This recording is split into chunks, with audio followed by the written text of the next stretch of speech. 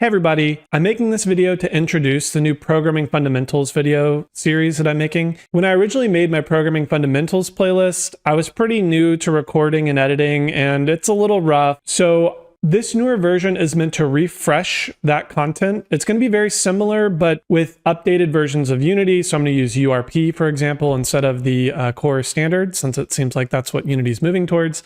In addition, I'm going to show examples with the new input system rather than the old one, in case they ever deprecate it. But overall, it's going to be better edited. It's going to move more quickly. And honestly, I'm just a better communicator than I was 3 years ago. So my goal with the series is still for you to go through all of the videos to understand the basics of programming, see some visuals and some clear examples on how to apply this stuff inside of Unity. By the end, I'm going to give you some challenges to hopefully test what you've learned. It's going to feel more like a course than a just follow along the steps and type in the code, because I really think it's important that you understand the fundamentals so that afterwards you have a better idea of how scripts and object communication works.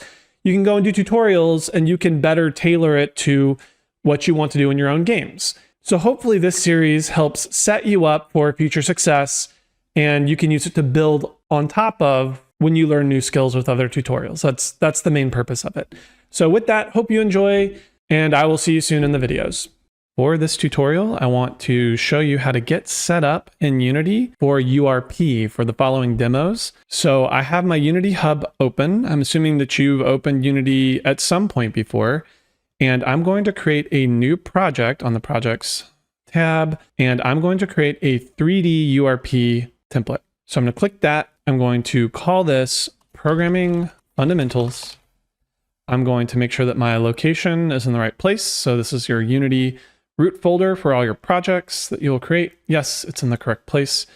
And I may want to select my version number. This will just depend on if you have a certain version number that you want to stick with, or if it's related to a syllabus or whatever. The newest LTS is usually fine, or if you have a specific version that you need to use. So 3D URP, you may need to download the template if you haven't already, just depends. Create project, and this may take a little bit.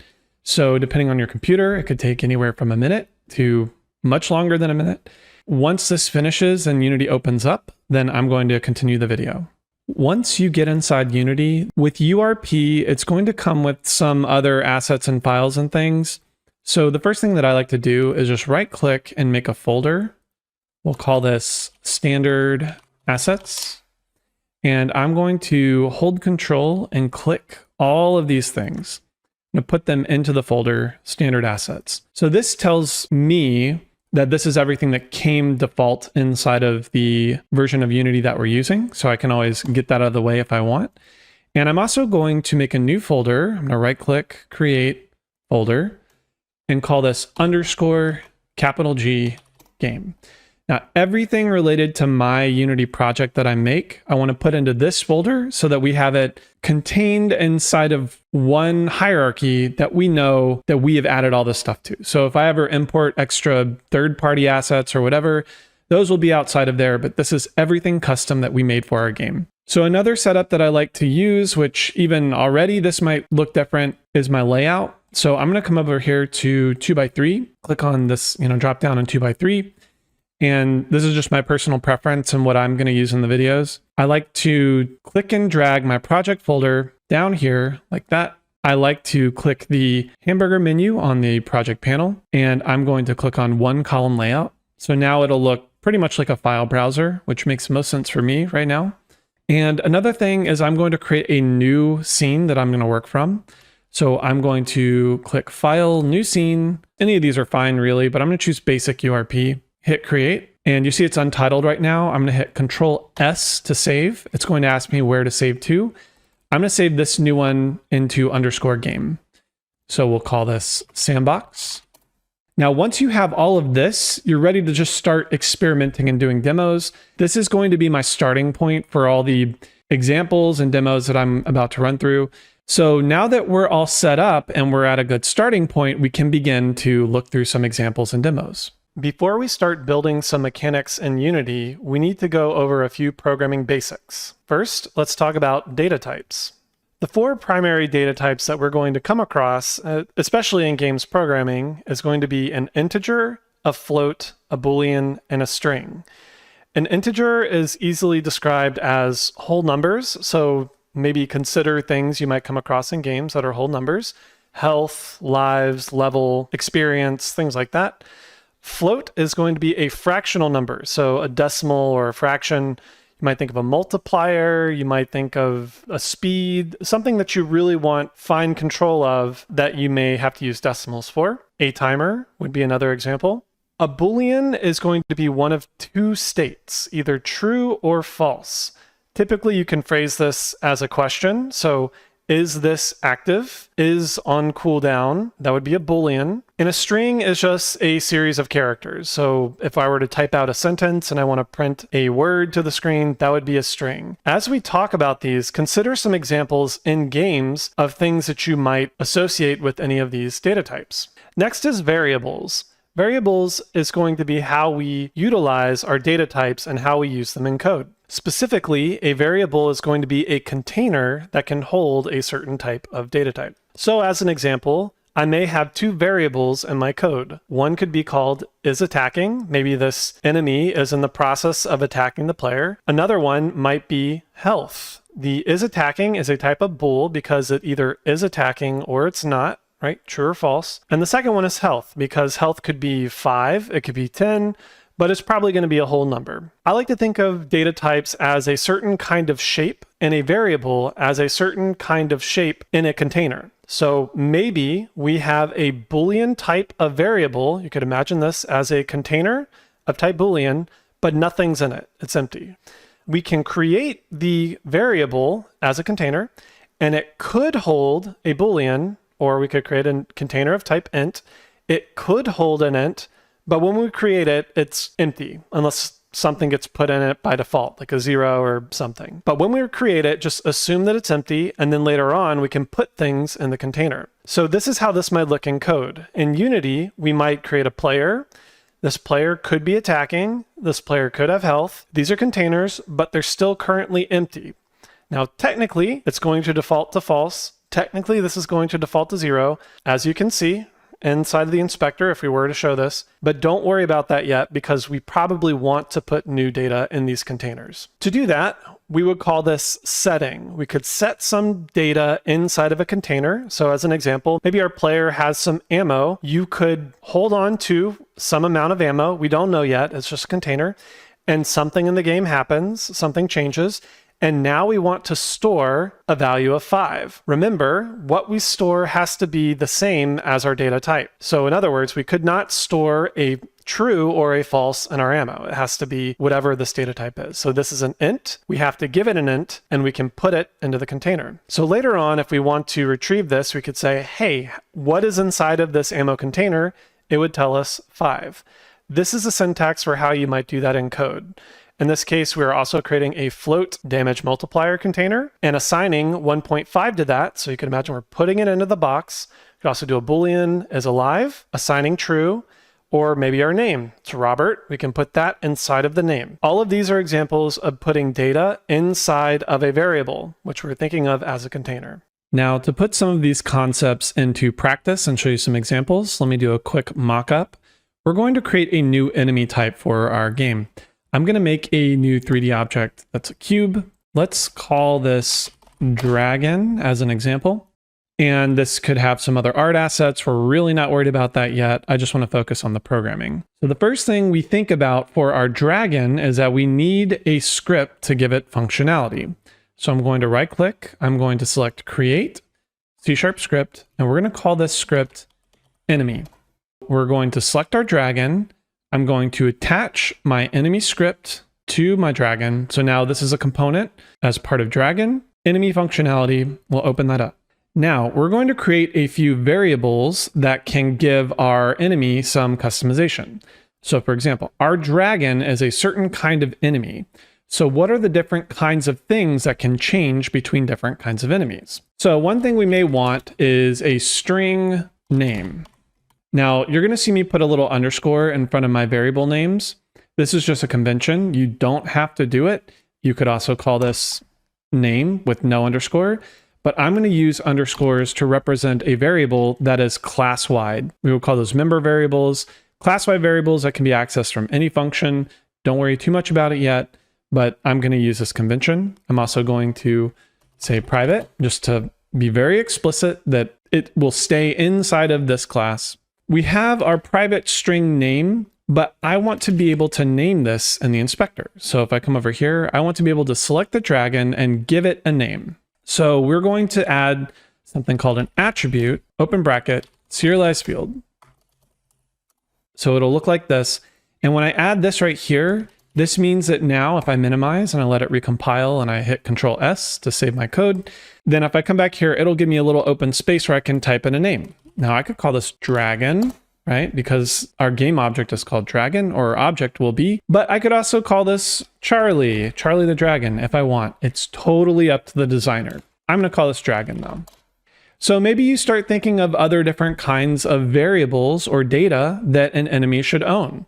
I would take a second and really think about some. I might think maybe serialized field, private, int, health, like some kind of resource related to this enemy. And maybe we assign it a default. So maybe 100. Okay, so if I save that and I come back in, you can see that we now have a health variable container and we are storing the value 100 inside of it. If the designer wants, they can change this. They can change this to 50, they could change this to whatever they want. I'm gonna put it back to 100, but it would tell you if the designer changes it inside the inspector, even though we are initializing it at 100, that's just the starting point. If we actually use this in the game, this is the value that's gonna be used. It's the last one changed in the inspector. So kind of a little gotcha and a little bit confusing. Maybe we can make that more clear using this.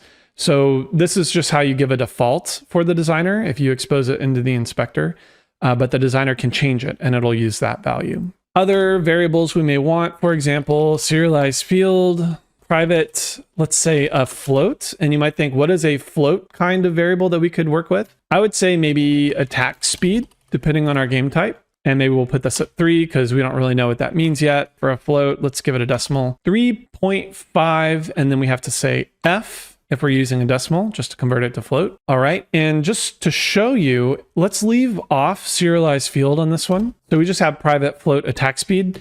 This means that we are handling it inside of our script and we can do things with it in code, but the designer cannot change it. Maybe that's up to who's putting together this top part in the code. For this last one, let's actually not put private and just show you. Let's say bool is alive, right? And we'll default this to true because by default, we want the enemy to be alive. If we don't put private there, for the most part, you can consider this to be private. It's actually slightly more complicated, but you won't need to worry about that for a very long time. Consider it to be private if you don't put there, but it's always good to be explicit and put private, right? And we're still not going to see it because we don't have serialized field. So if we do want to expose this to the designer, we want to put that there. But actually, I'm going to not put that on is alive because we want to handle that through code. So I'm going to cut this and paste it to attack speed because I have decided that I do want the designer to work with that. Now, the reason why I'm doing all of this just very freeform instead of giving it to you is because you don't know, right? You want to define these things as you go. Serialized field is how you should be exposing things in the inspector. The reason this is saying 3 is because it originally compiled when I made this 3 instead of 3.5. So let's make that a line. Okay, 3.5. All right, so this is how variables might look as containers inside the inspector. And we can put new data inside these containers so the designer can come and change all of these things. I also want to show you what getting and setting a variable looks like. So over here, let's do a quick test. We're going to use something called the start method inside of all of our scripts. And because we're using mono behavior, which is the default of any new scripts that we make, we have attached the script to the object right here, which is what we're looking at. It means that we can use something called void start. Now this block of code runs when play button is pressed. And technically this runs whenever the object exists in the scene, but we're not spawning objects for a very long time. So you can think about it like this for now. So on start, let's just print, so debug.log, the name of the enemy. So we can say print _name, and then I'm going to append using the plus button. This will add onto our string. So we're going to print the name, whatever is in there. So it'll be Dragon or Charlie or whatever, plus quotation marks. Because we're working with strings, we need to define these are letters to print into the console. I'm going to put a space and say has spawned, and then a semicolon at the end. So in our test here, we are printing the value of one of our containers, appending, saying add on to that. And because it's a string, we're going to add another string, and we're just saying has spawned. So we'll hit Control S and we'll test it out and see how that works. Hit play, and we may see something at the bottom corner, but let's actually get our console window. So under Window, go to General, Console.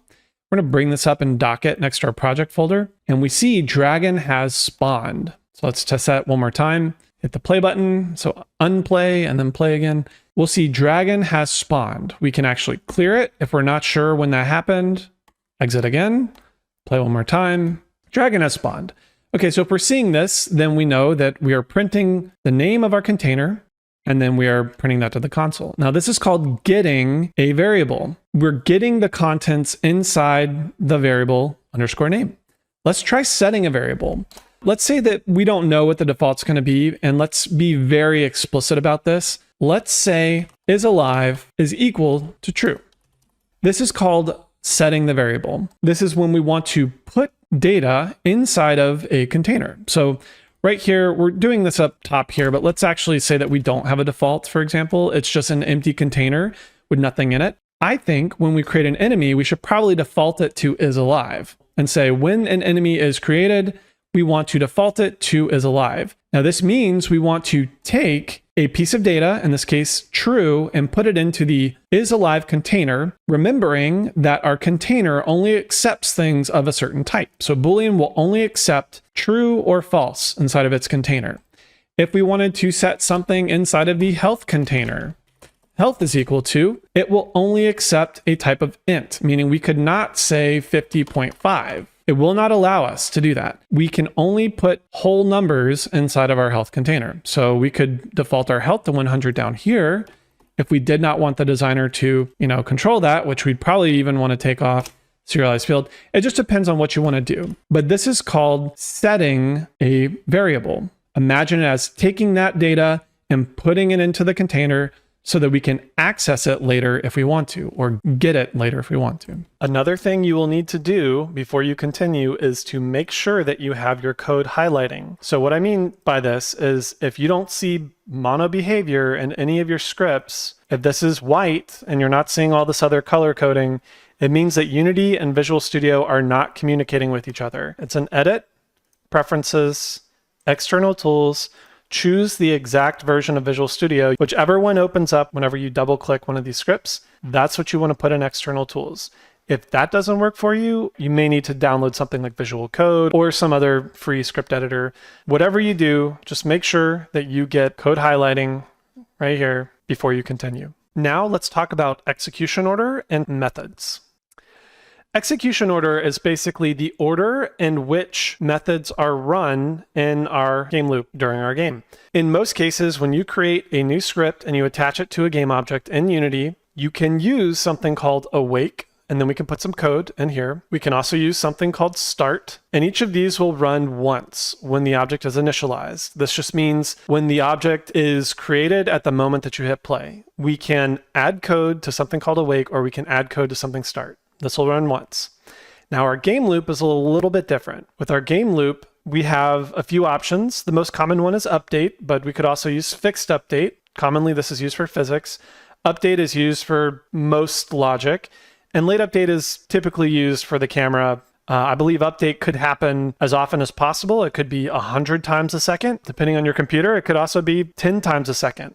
We don't know. It's just going to happen constantly over time. So remember, awake and start happen once, update or fixed update or late update.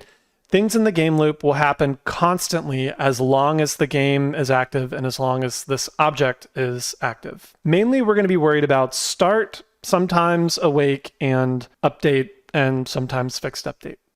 So as an example, let's say that we have this code attached to a game object in our scene. In this code, we have a start method. If I go back, we can see start will happen once at the beginning. You can also see an update method. Go back. Update will happen constantly over time. And the computer is going to do this. It's going to run start at the very beginning. It's going to go top to bottom. So it's going to run the first line and start, print something. It's going to run the second line and start, print another thing. And then it's going to go to update, and it's going to start at the top here again, print this first one, print the second one. It's going to go back and it's going to repeat. It's going to print this one, go back, repeat, print, repeat, print. And it's going to loop as long as our game is running. Even more so, if I made multiple of these objects, each of those objects would run all of this code individually, and it would basically spam our console. But it's important to start thinking about what is the order in which code is run. So you need to know when our methods are being called, and then we're going top to bottom in our code. Now here's a common trap. When I say top to bottom in the code, it doesn't necessarily mean that the methods are run top to bottom. For example, we have start at the bottom of our script, and we have update at the top. We just happen to put them there.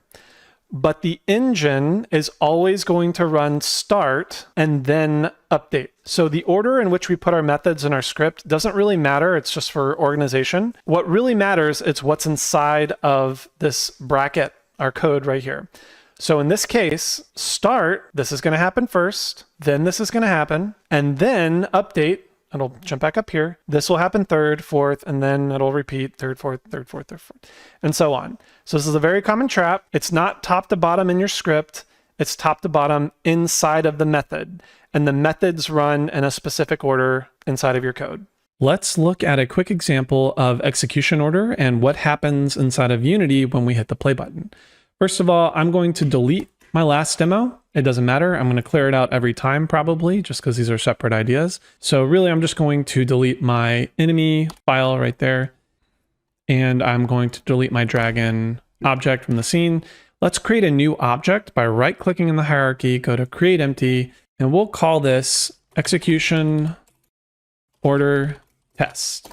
And we're going to make a script of the same name. So right-click in projects, create C# script, execution order test. And I'm going to attach this script to the object right there. Make sure that that's attached, otherwise we won't see it running in the scene.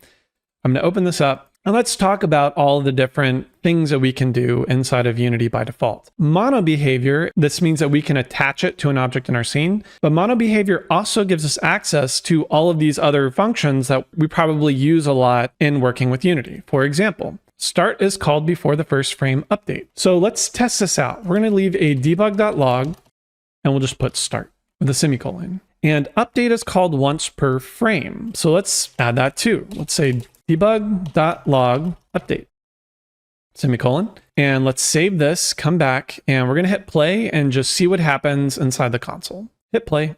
Okay, so let me pause this here. If I come back up to the top, you're going to see start ran once, and then update ran a lot, a whole lot. We can keep scrolling. Doesn't matter. We can clear it. The idea here is start will run once at the very beginning and then a whole lot after that. So I'm going to exit.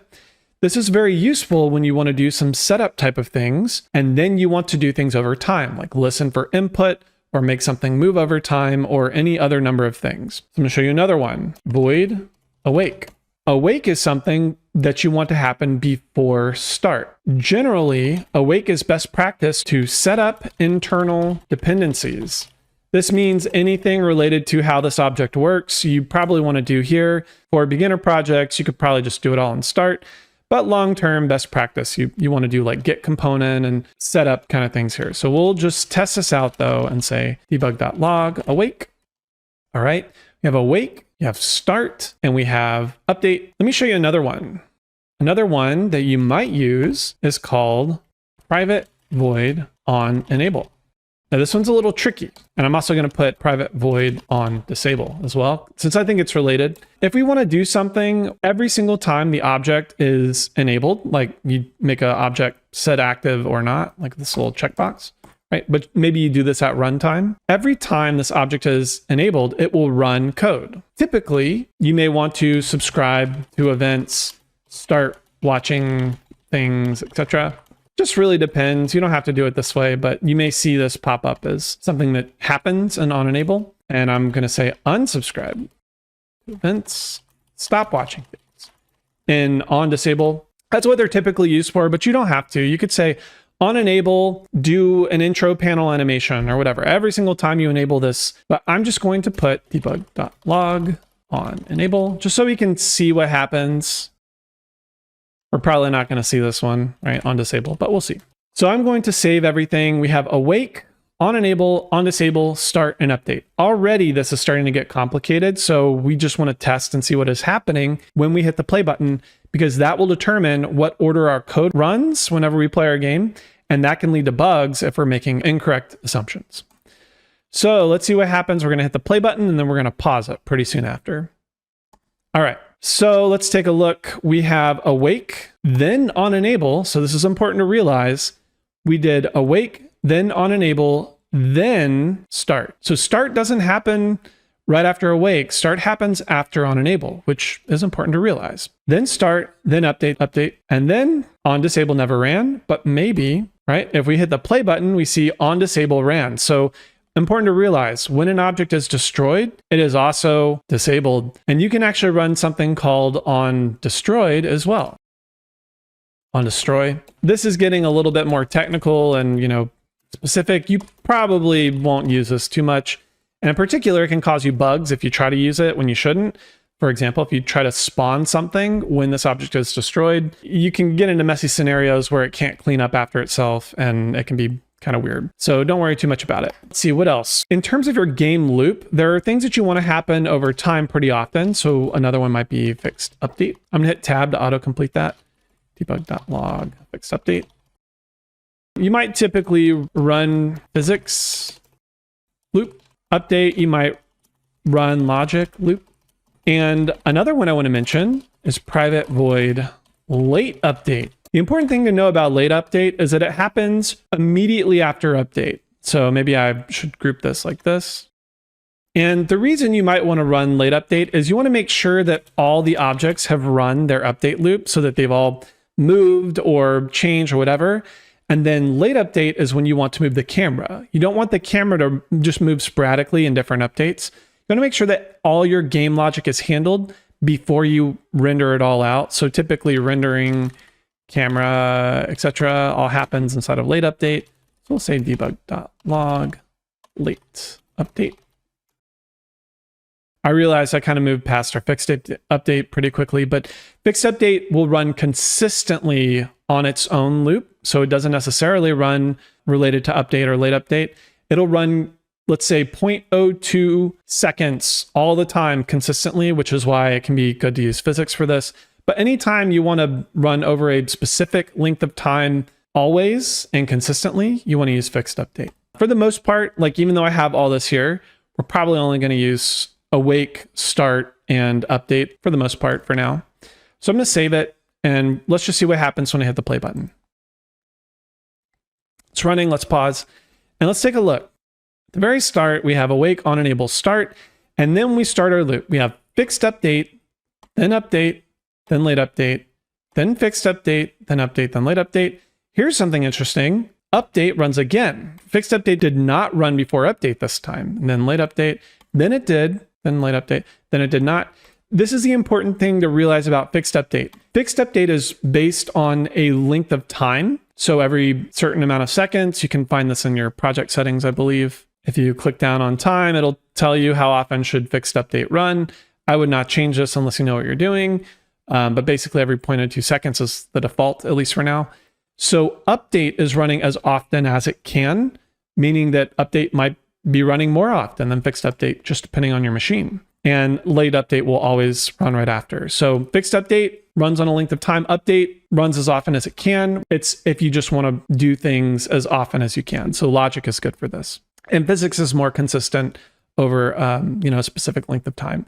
Anyways, I just wanted to show you what this looks like in the console so that you can kind of understand what is happening, because it can be a little confusing at first, especially all these things up front. And then if I hit the play button, you'll see probably on disable and on destroy. So we disable it first and then we destroy. But important to realize, fixed update does not run consistently before or after update. It runs on its own loop.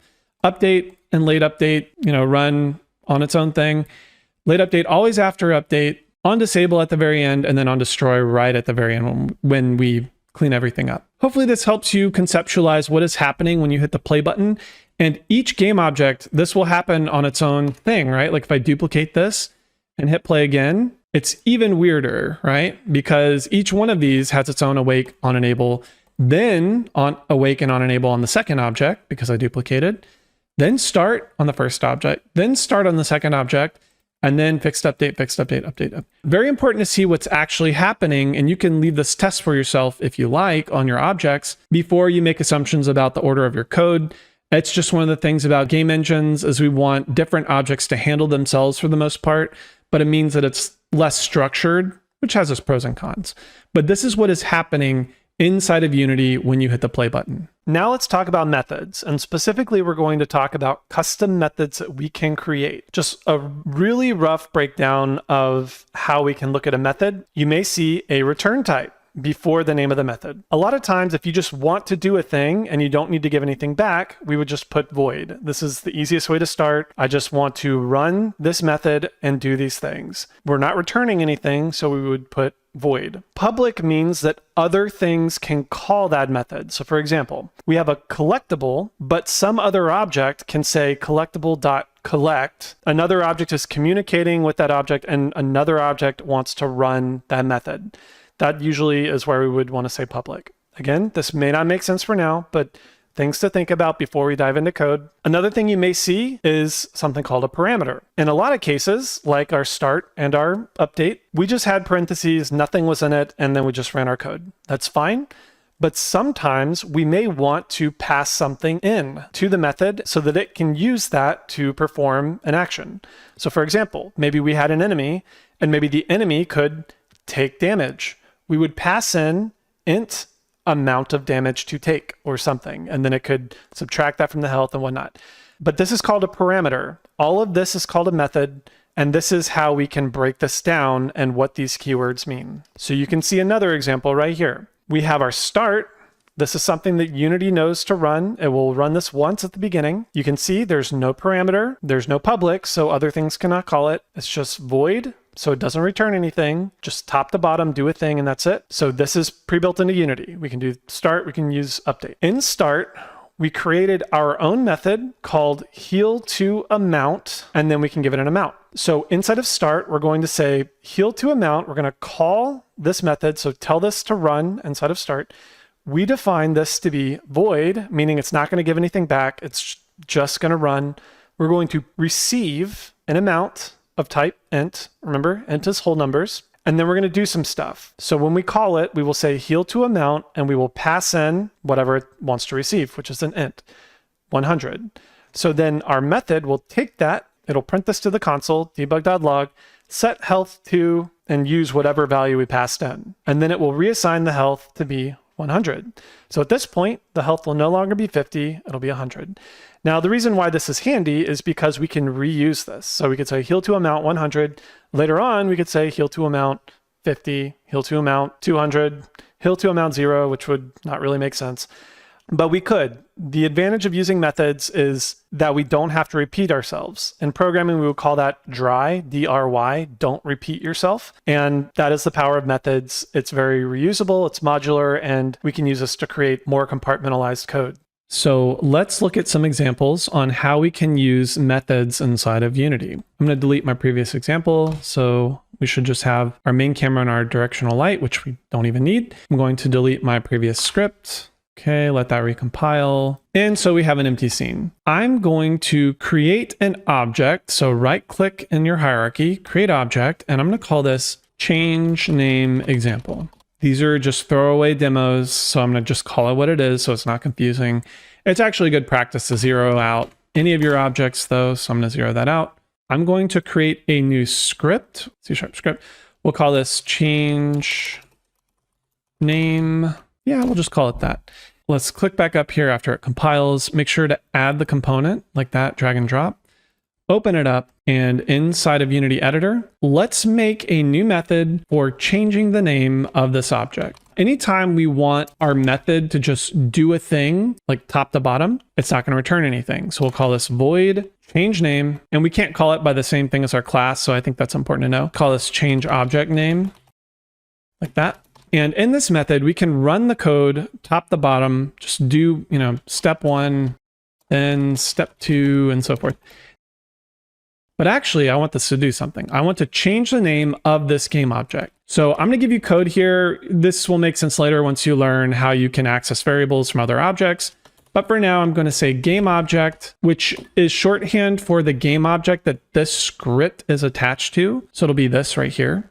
So we can get access to the game object that this script is attached to, and we're going to change this name up top. So to do that, we access this game object, we say dot name, and then we set this object's name variable to something new. We could call it new object, add a semicolon. So we're taking the string new object and putting it into the container for name inside of our game object that this script is attached to.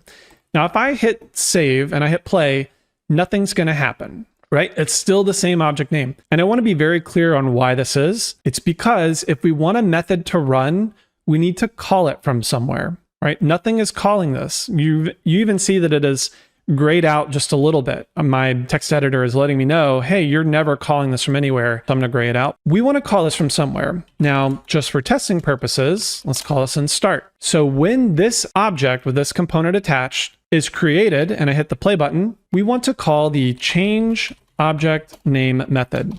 So open close parentheses. So in start, we're going to call change object name. So now when we hit the play button, we're going to call this method. It's going to come down here and it's going to change the object name. So let's hit Control S, hit play.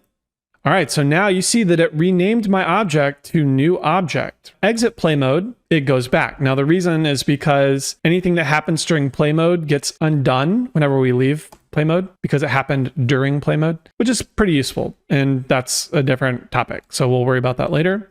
So now let's try and send a new name to change to when we change our name. So for example, change object name, I have to define what the name is here, but what if I reuse it in multiple different scripts? I may want to define somewhere else where that name should be. So maybe let's let the designer choose private string new name.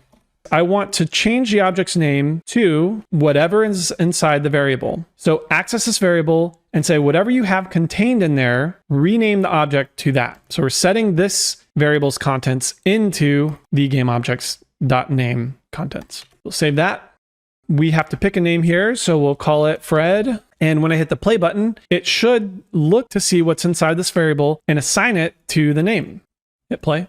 All right, so I renamed our object Fred, which is, good. So we're going to come back in here. Now, this still isn't quite what I want, because what if I want to rename my object in a way where I can reuse this method? Because right now, all this is doing is performing a task, but it's the same task all the time. What if I want to tell my change name method to change a name, but I want to give it the name to change to? So another thing I could do is I could add something called a parameter. So inside of this parentheses right here, I'm going to give it a type of data that it can receive and use that to change the name. So the type is going to be a string. We'll call this new name. Down here, anytime we use this method, we want to take the data that we receive, and we're going to use the data that we receive and put that into the new name.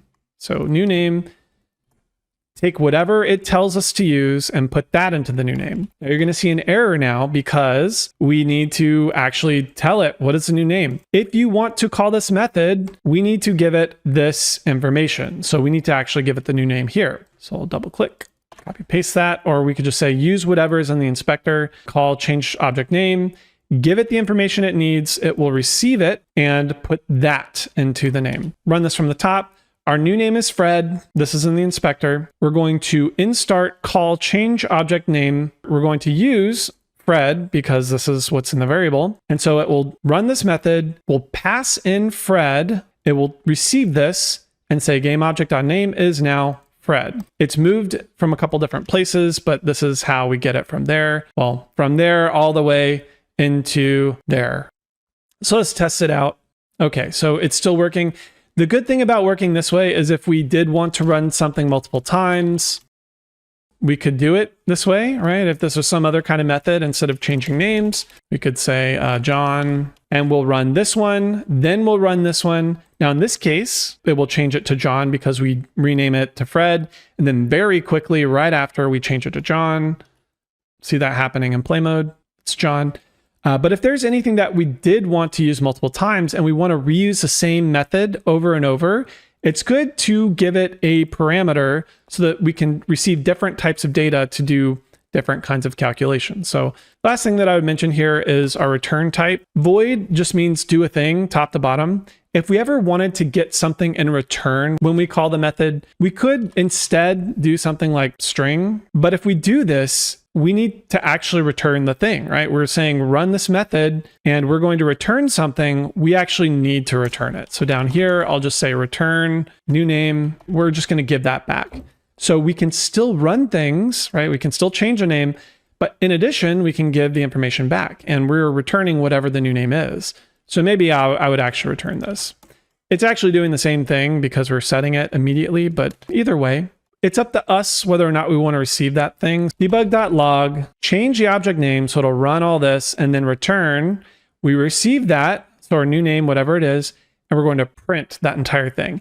I know this is confusing, but I just want to show you, like, build it up into more and more complex layers to show all the different things you can do. In the end, it should change the name, should change it to John, and print John into the command line, right? So we can perform some functions and give information back if we need to do anything with it. So hopefully this lets you understand a little bit more about how methods work. But overall, I think it's just important to remember, anytime you want to perform a task, don't just put it all in start. Try to create a method where you can do the task, top to bottom. That way you can reuse it later. And then you decide, do you need to take different kinds of data? If so, add parameters. And then decide, do you need to give information back? Then you can define different return types. But really, if you just make a void change object name, and then you perform your task here, this is a good starting point so that you can understand, flow and where you call it. In programming, we use an if statement to determine whether or not to run some code based on a condition. The condition inside of an if statement is going to return a Boolean result, meaning true or false. If the result is true, then we will run whatever is inside the condition. So in this example, if our variable called isActive is true, then we apply damage. If it was false, we would not run this block of code. In this next example, we use this little exclamation mark to mean not. So if is not dead is how I would read it out loud, or not is dead. So it would be the opposite of whatever this is. So if isDead is false, then run the code. The result is still true, right? If isDead is false, then apply the damage. You're going to see this syntax a lot. It's pretty common. This is the not symbol, and it means if this is false. Lastly, I just want to show you that we can have statements that are not Booleans, but return a Boolean result. We use comparison operators in order to do that. We've been using it up here as well. If our health is less than 100, then we are bleeding. If our health equals 0, then we are dead. If our health is equal to 100, or maybe less than or equal to 100, then we are alive, or whatever we want to do. All of these are examples of how we can create conditional statements using comparison operators to get a true or false result. If result is true, run the block. This is very, very common in programming. And especially when we get to input, we want to determine if we are pressing key equals true or whatever, we want to run some code. Now, very related to an if block is the else. Else handles all other cases if it was not in the if block. So if this condition was not true, if we put an else, then in all other cases, we will run this code. So if we were to do ammo check right here, if ammo is equal to 0, which it is not, it's 5, then we will not run this block. We'll go down, we'll do another check. Else, if ammo equals 1, do this, it is not, so we're going to do another check. In all other cases, if it's not 0 or not 1, then do this. We have a lot of ammo. So this is how we can use an else block to handle one of several scenarios or to handle all other cases. When you start stacking else if blocks, it becomes a little confusing and you may want to look into something called a switch statement. For now, just know that we can test different cases with this else if, or we can test all other remaining cases with else. Now let's look at an example inside of Unity to get a better handle on how if and else can work. I'm going to delete out my old example if you've been following along so far. So all of these will delete. Okay. All right, so let's make a new object. We will call this health tester. So we have our new game object. So now we're going to make a new script with the same name. So create C# script. We'll call this health tester. We will apply this to the health object. We'll zero it out. It does not matter, but it's good practice. Control S to save. Open up our script. And once we're inside, what I want to do is I want to run a series of if checks just to show you what that would look like based on the value inside of a variable. In this case, it's going to be health. So I'm going to make a new private variable at the top. We'll say private int, let's say max health equals 10. And let's make a current health as well. We'll do this in a serialized field so that we can change this in the inspector. We'll make this private int current health. And we'll default this to 10 as well. I think that's fine. And inside of start, let's run a method. So we'll make our own. We'll call this void display health. And so just to make sure that we call the display health method, I'm going to run this once in start. Okay, so when this object begins to exist, so when we hit the play button, in start, we will run display health, and we will leave some debug.log statements here to determine something. So what I want to do is I want to test the health at varying stages. So maybe we have a system where our player starts glowing orange when they're low on health, or they can swing sword beams when they're at maximum health, or whatever it is. We want to be able to test at various lengths of health. So note that this is only testing in start, and in a real game, we would want to change the health when health changes, but we're really trying to keep a very simple example here. Let's do our first check. We'll say if current health is equal to max health, then we want to think about what's happening here. It means that we're at full health, right? So we'll just say full health. We could also say else debug.log not looking great, right? Damage, whatever you want. So in this case, we are testing if the player has full health or anything else, right? All other cases. So let's test this out real quick and see what happens. So we have 10. That's the same as our max health right here. And so if we hit play button, we should see full health. Full health. Perfect. Okay, let's get out and let's try something else. Let's try 5 and hit play. Not looking great. Now you could imagine a system where maybe we want to test if health is low, and maybe we want to do something special when health is low, but not all the way to 0. So let's leave an else if to test a very specific scenario. In this case, I want to test if the player is dead, so they don't have any health. So I'm going to say else if. So I'll test this one, and if this one is not true, then I will do this one. If that one's not true, then we'll handle all cases. So else if current health is equal to 0. Maybe I even check this a little bit better and say less than or equal to 0. So if we happen to take more damage than our remaining health, we could handle that case. We'll say debug.log dead. So if we do our condition check, remember that a condition, we need 2 equals. 1 equal is an assignment. Just be careful of that. If we say current health is equal to max health, we are reassigning something. We don't want that. We want equals equals to do a check. We're doing a comparison. If this statement returns true, then run this block of code. So full health. Else if, so if this is not true, try this. Else if current health is less than or equal to 0, so below 0 or 0, then we're out of health, we're dead. In all other cases, then we're not looking great. And I've already spotted a bug here. We might want to say if current health is greater than or equal to max health, right? Like maybe we can overheal or something. In all other cases, we're not looking great because we're between our max health and our 0 health. Let's test it out. So we have 5, hit play, not looking great. Okay, what happens if we're at 10? We should be equal to max health. Full health. Okay, now let's actually try -5. We're dead. So we can also have nested statements. So for example, if we're at max health, if max ammunition to get a buff or whatever, we could have nested statements as well. And then it gets even more confusing. So if blocks, we really need to use comparisons, right? Not a assignment, use a comparison to return true or false to run a statement. We can use else if to test a very particular case in a series, or we can use else to handle all other scenarios. Finally, let's look at an example. I want you to take what you've learned so far and try to read the code. This is an example of our player inventory script. So pause here and see if you can read through this from top to bottom and have some idea of what's going on.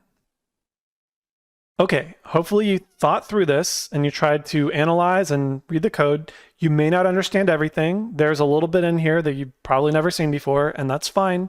Sometimes you just need to get the basic understanding of what's going on, and you can make some assumptions and fill in the rest if needed. So at the top, this is our player inventory. We would attach this to the player, and then we would have player inventory behavior. So at the very top, we are establishing a variable of type int, so it can take in whole numbers, and we're going to default that to 0. We start with 0. This is a collectible account. That's the name of the variable. So we can probably assume that this is related to tracking the collectibles that we have. We also have something called a UI controller. Because this is green, you might assume that this is a custom data type, meaning this is going to be a class that we created in our scene called UI controller. This is our UI controller in the scene, and we are storing that in a variable. Now remember, with custom data types like a UI controller, we would also call this a reference type. We need to bind that and fill that somehow by either drag and dropping it into the inspector or doing a search. In this case, in awake, which remember happens once at the very beginning, we could also do this in start, we are going to do a search to fill this. Find object of type, we'll search the entire scene and find a UI controller, and then we're taking that and putting it into the UI controller variable container. Now, we have a public void add collectible. Remember that public means that other things can call this. This is our player inventory, so we can assume that other things can say player inventory add a collectible. And then the player inventory would know to increase the collectible account or whatever happens down here. We don't know yet. So something else can say add collectible, and we're not giving anything back. This is void. Remember that this doesn't happen until something else calls it, right? It's not in awake and it's not in update. Something else has to call this. This is an if block. If something is true or false, then do this block of code. In this case, we're saying if the UI controller is empty, meaning that if we did our search up here and we tried to put something in here, if we didn't find anything, it would still be empty. So if UI controller is empty, then we can print something to the console. We can just let the designer know, hey, there's nothing here. You probably want to do something. It's empty. There's an error. And then return just means exit. We're going to exit. We're not going to continue, do something else. So we will not try to add the collectible count if our UI controller is empty. This is going to be a little bit new. We didn't really talk about that. Beneath that, if we made it this far, we're going to update the count. So we're going to access the collectible count variable. Remember our container at the top. We're going to put the current amount, whatever is currently in our collectible count, plus 1.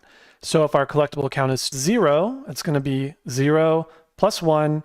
Make that calculation and put it back in the variable. Finally, we have our UI controller, which remember is another variable. It's a container. We filled it right here. We're saying UI controller dot update collectible count. We can't see it right here, but this is going to be a public method that's inside the UI controller class that is public. And we can say UI controller dot update collectible count, and it's looking for a parameter. Remember, a parameter is something that when we run a method, we need to give it something so it can do its job. In this case, the parameter is collectible count. So if we want to update the UI, we need to tell it what is the current collectible count, and then it can put that in the UI. And this is just everything I said just typed out if you want to see it as a printed version. But maybe practice this some. Find some code and try to analyze top to bottom exactly what's happening just to get a little bit more practice. In this video, we're going to talk about how to use input inside of Unity. Now, before we begin talking about this, it's important to understand there's an older system and a newer system. We'll talk about how to use the newer system in the simplest possible way, but I really want to get you started very quickly using input in the new system. So before we do that, let's take a look at the old system in case you come across some tutorials and you want to know how to convert that or what the old system is doing. So I'm over here. I'm going to clear out my previous example. Delete all this. All right, let's save, and we're going to make a new object, and we're going to call this object input tester. And we're also going to make a new script, and we're going to call it input tester. And we're going to attach a script. We'll zero it out. Doesn't really matter, but it's good practice. So let's open up this script. Now, currently by default, at least as of the time of making this video, the old input system is the default input system inside of Unity, meaning that you may see something like this in tutorials where they're going to check and they'll say if input.get key down key code.space, and then something will happen.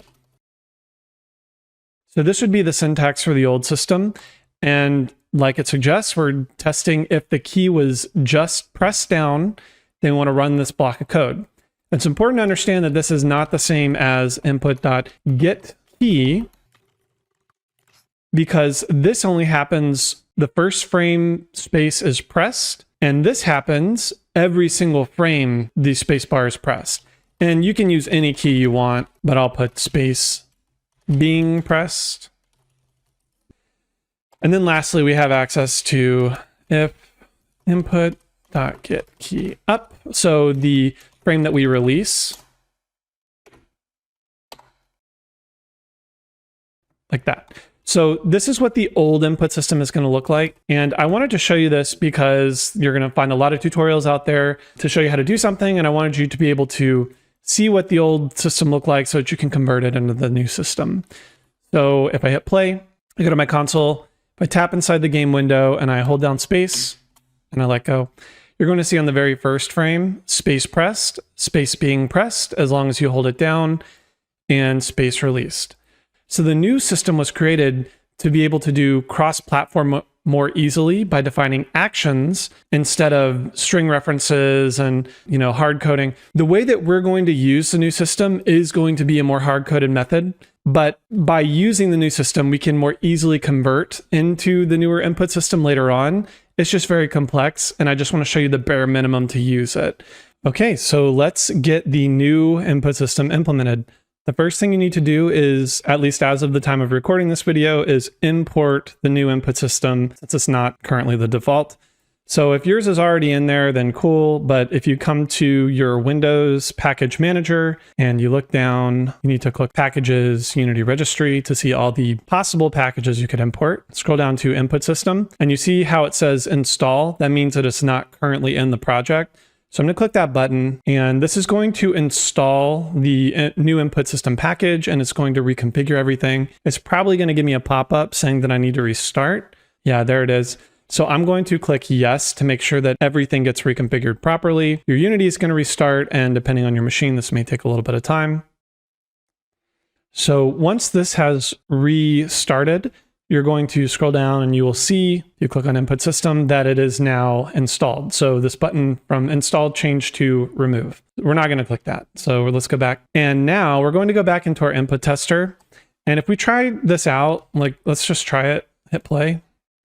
And you see that this might still work, and you can actually use both systems at the same time. But the important thing to realize is that the new input system, you do have to import, at least as of now. And I want to show you how we can convert this to the new input system just in case the old system doesn't work anymore. So all of this syntax right here, if the logic we want is when a key is pressed on the first frame that it is pressed, we have a different line of code that we can use for that. So I'm actually going to keep this right here just so you can see it. We'll comment that out. Big slash star and a star slash. So what we want to type to use the new input system, the first thing we need is at the very top. This is called a namespace. We want to say using Unity Engine dot input system. This will give us access to all of the classes and functions that are inside of our new input system. So if we put that, then it will actually recognize what we want to do. So now if I type in if, and this is where the syntax will change a little bit, we have to define what is the input controller that we want to test. Now, this is not really taking advantage of the new input system. It's just a very simple line of code, useful for testing and kind of to emulate the old system. Keyboard, because we want to test our keyboard, dot current, meaning the current keyboard that we are registering and we're listening to. It'll default to the one that we're using on this computer. And we want to test a key. I'm going to say space key just to keep it the same. Was pressed this frame. This is the same as our get key down. So I'm just going to copy this little line over here, this debug.log space pressed. And similar to our get key, we're going to say if keyboard dot current dot space key dot is pressed, we'll copy the space being pressed. And then the last one is if keyboard dot current dot space key dot was released, this frame. So I think that this sounds a little bit more correct, right? I'm going to copy this debug.log. And again, this is not taking advantage of the new input system. This is just a way to convert any of the old code into the new input system in case this ever gets deprecated. But really, you can do the same thing in the new one. So there's really not a point to doing this anymore. And I wanted to show you that.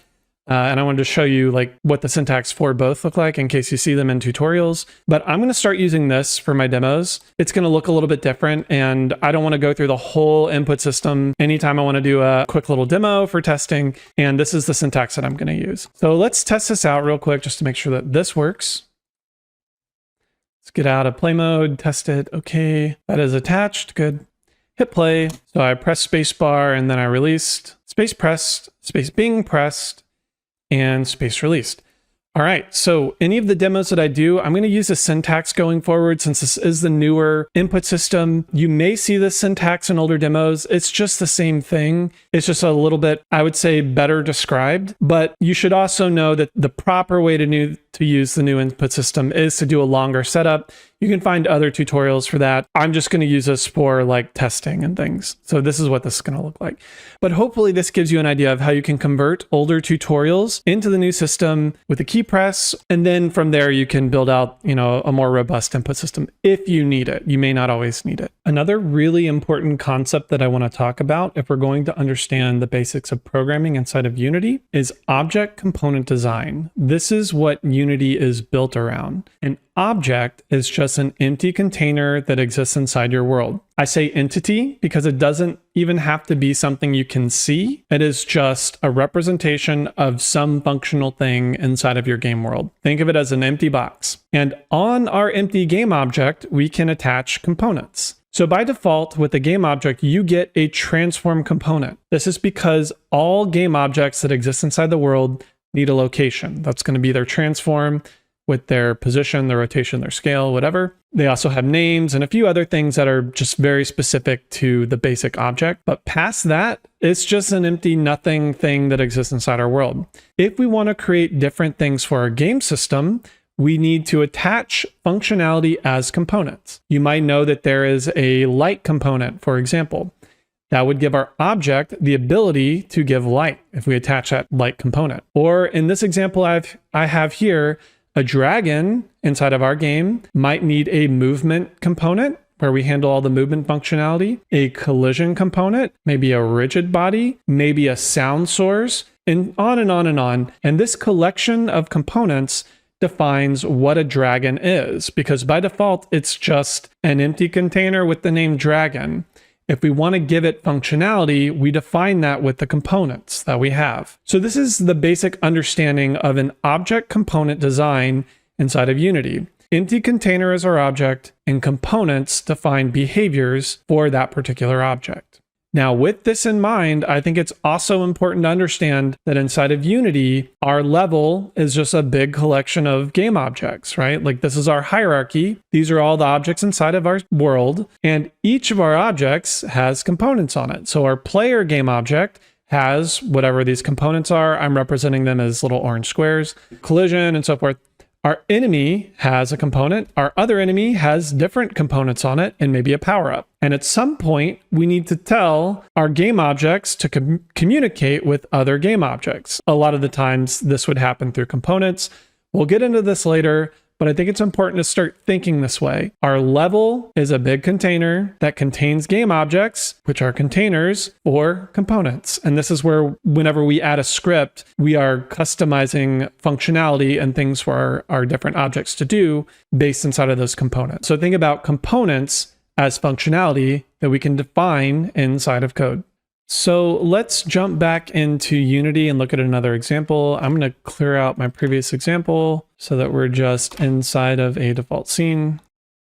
So this will just be an exercise to get used to thinking how you could plan out your game. What I would recommend is create an object. So let's create a new object, create empty, and let's call this exploding enemy. So first you want to think, what is this object? What is this thing representing inside of the game world? I'm gonna zero this out. You might have art and other things on it, which I'm not gonna worry about that yet. Just the functionality. Exploding enemy. Now it's up to you to decide what is the functionality that our exploding enemy should have. For example, let's say the exploding enemy should, I'm gonna create a new script, C#, walk towards player. This is functionality that the exploding enemy should be able to do. So I'm going to attach a script, and now our exploding enemy has the capability of walking towards the player. You might think of another example of something an exploding enemy should do. You might come up with different examples than me. Let's make another one. I'm going to say, C#, the exploding enemy should have health. So I'm going to make a new script called health. So this exploding enemy now has health.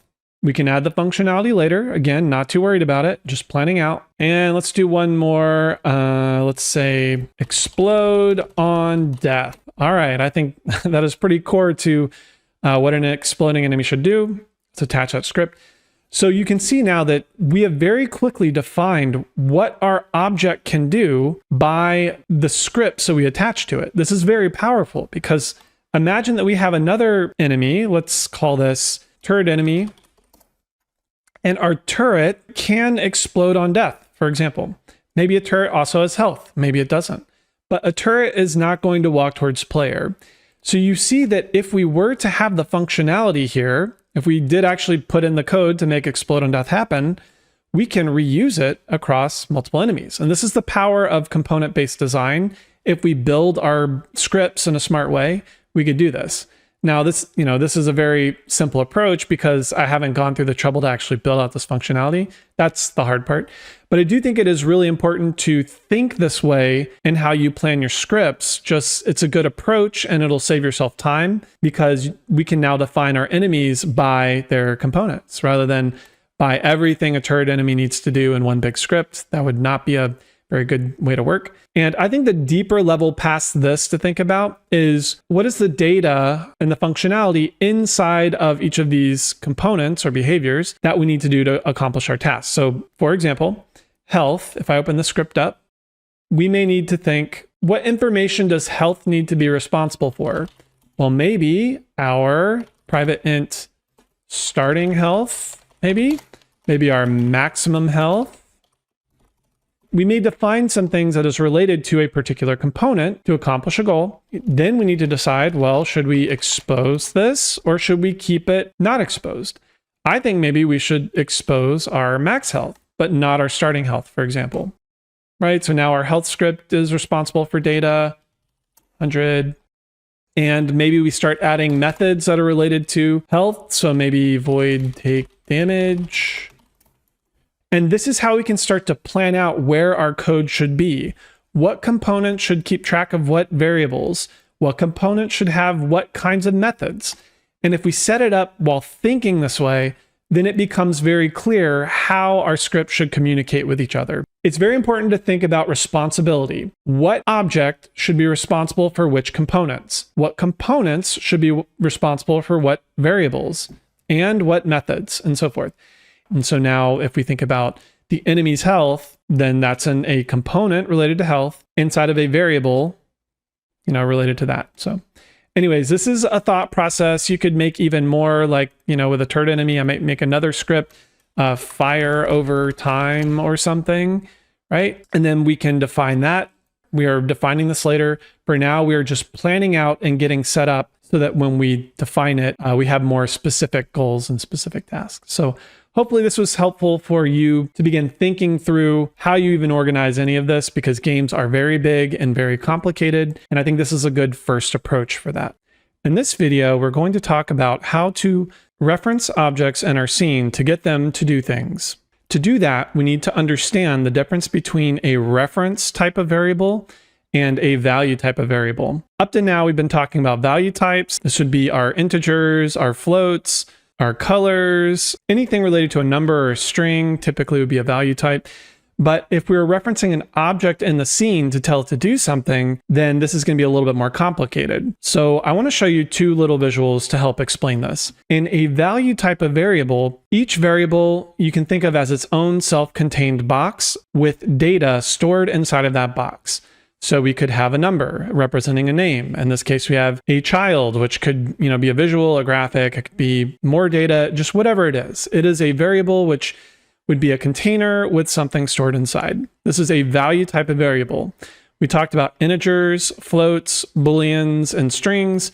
There are other ones as well, but they are pretty common and very useful for storing data. With reference type of variables, these are containers that point to something else. So for example, we could have two different variables that both point to the same object in the scene. In a larger game, we could have, for example, a variable in one class that is pointing to the player and a variable in a different class that is also pointing to the player. In both cases, we would have make a cube here, we'd have one player, and both variables are referencing that player inside of their container, meaning that each one can tell the player to do something. So this one says, get my player container and tell that player to jump. And this one says, tell that player to take damage or whatever.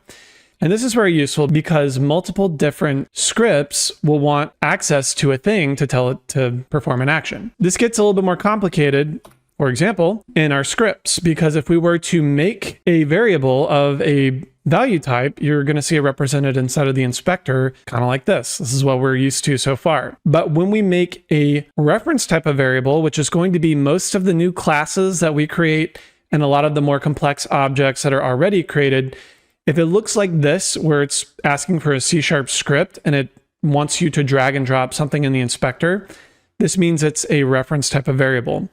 Now, when this happens, we need to point it to something that is inside of our scene, so an object inside of our scene, rather than typing in data. This is the big difference. It wants to know an instance of the object that exists so that we can do things to it, rather than an input and store a number or a string or a checkbox or whatever.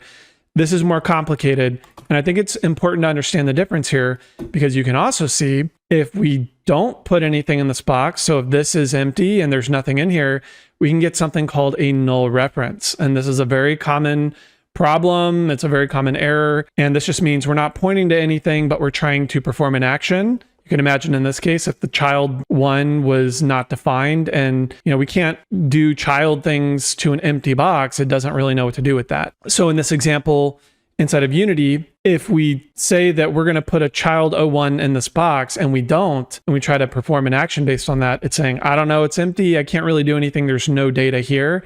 We need to point it to something that exists inside of our scene. Before we look at examples, it's just important that you think about this concept. Value type variables we can define and it is self-contained. Reference type variables we need to point to something in the scene, which typically means a drag and drop inside of Unity or a search or some other way that we put that existing object in our scene into this container so that we can perform actions to it. It's a pretty big concept in programming, and we'll look at an example on how to do that, but that is the difference between a value type and a reference type and how it appears inside of the inspector inside of Unity so you can tell the difference. Okay, so let's look at an example of this in action. I'm going to remove my previous example, input tester player. Okay, we don't need that. Let's remove our script as well.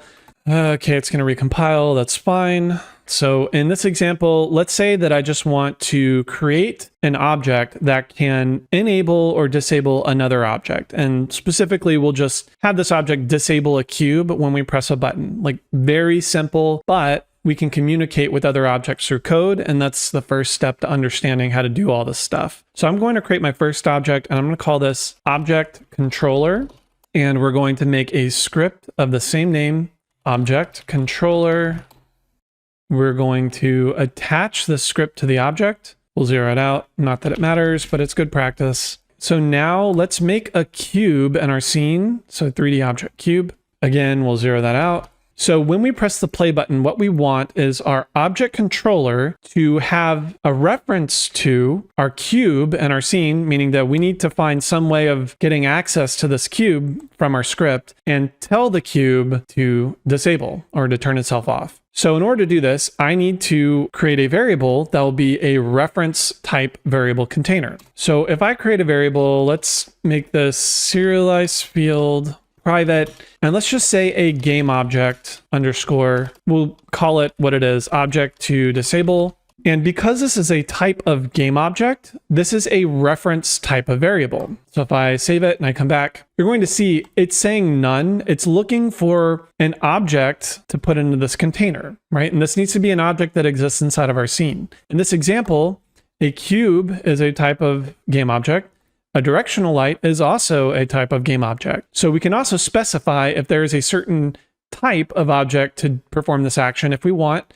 But the first step to this is just understanding game object is a reference type of variable. So we have to give it a reference to an object in our scene, specifically a game object in our scene. So I'm going to drag this cube in our scene into that variable to fill it into the container. So we've now filled this reference type of variable called object to disable and said, I want to put the cube as the reference to that. All right, so we'll come back into our script and using this new input system, let's clear this out. At the very top, we'll say using Unity Engine input system. This is because in a previous video, I imported this in, the new input system. In update, let's just turn off the object when we press the Q key. So I'll say if keyboard.current.q key we'll just do it when we press the key, the first frame, was press this frame. We want to perform an action on the object inside of this container. So whatever game object we put into this container, remember this is our reference type. In this case, it's the cube. Whatever object we put into there, we will access it. And because it is a game object, meaning that it has access to, if we just look over here, we'll say Unity game object API, and go to the manual. We can have access to any of these things because this is the game object class, and we can perform any actions that are public inside of the game object class and perform that action on this object. So for example, we can set active. Let's find that, set active. So we can click that and we can look and see, okay, this is how we would actually put that in code. But I want to show you where I actually find this stuff. We can run our method called setActive. You can give it a Boolean value to turn it on or off. And just to show you, you have access to a lot of other things you can do with a game object as well. You could change the name, you could change the tag, you could test the transform, you could do any number of things, and you would find that on the API. And just to tell you, I just Google a class name, so light API, right? The keyword API will give you the programming documentation, and you can do a whole lot of stuff. But that's how I found the game object setActive. But because I read through that, I know that I can say dot, and because my autocomplete is working, it'll show me all the things I can do. We're looking for setActive here, so setActive, and then true is to turn something on, and false is to turn something off. So we'll say false. So by default, the cube is on, so we should see it. But when I hit the play button, it will listen for my Q press, and when I press the Q key, it will look inside of our object to disable container, and whatever object we put into there, in this case the cube, it will tell that object, right, our cube, to turn off, to set its active state to false. All right, so let's test this out. I'm going to press the play button, click down in our scene, and I will press the Q key, and it turns it off, which is very cool. Now, the interesting thing about a reference type of container is that we can swap this out. So for example, that play button, I'm going to, let's say, select my main camera, right? You probably wouldn't really want to do this. I'm going to drag my main camera into this object to disable. And now if I press Q, it disables the camera. We can do this at runtime if we want. I could do it before I hit the play button. So in this case, let's drag our directional light into our object to disable. Hit play. We can turn off our directional light. Now, this is the cool thing about reference type variables is we can change the reference at any point in time, right? We can point to a different object. If we point to no object and it's empty and we hit the play button, press Q, we're going to get an error, unassigned reference exception. It's empty. It cannot do anything to an empty object, so it gets confused and gives a null reference. So this is the important thing to understand. With reference type variables, you have to give it an instance of the object that it needs to perform its task, right? In this case, a game object. But if you don't assign it, if you do not either find it through code or drag and drop it in the inspector and it says none, you're going to get an error. And this is a very common and very frustrating error. So just be aware of that. So hopefully this makes more sense. I think up to now you've been seeing these, all the examples using value type variables. These are easy to understand. Reference type is a little bit more complicated because it is looking for existing objects in our scene. It's very important that you understand the difference, because if it's looking for something that we need to define and drag and drop, we need to do that, right? Like we actually need to give it that to do its job. But because we can do that, now we can start to talk about how to make objects communicate to each other inside of our scene. Let's look at another example on how to communicate with objects in our scene. We've talked about a game object, but I want to show you that you can actually communicate to components as well. You just have to define what the class type is for the object you want. Because we used a game object, we can run methods and access variables related to a game object specifically. So when I typed in Unity game object API, we get access to all of this. Now, let's say, for example, I want access to a Unity Light API. This is a kind of component. As long as we give it that component of type light, then we can have access to all of this. We can have access to the color, which again, we can get or set. We have access to the range, the intensity, any number of things. And it's important to understand that there's so many components inside of Unity. You just need to search for them, search for the API, and you can see what all is there. Or you can find it with your autocomplete inside of code, which is also very handy. So I'm going to build off the previous example. And let's say for this, let's drag our cube back in, make sure we're not in play mode. And let's try to do something to a type of light component. So we're going to be more specific than a game object. We'll say serialized field, private, type of light, right? This is the type of container, and components inside of Unity are also a reference type. So we will need to point it to a certain component on a certain object in our scene. We'll say light to set.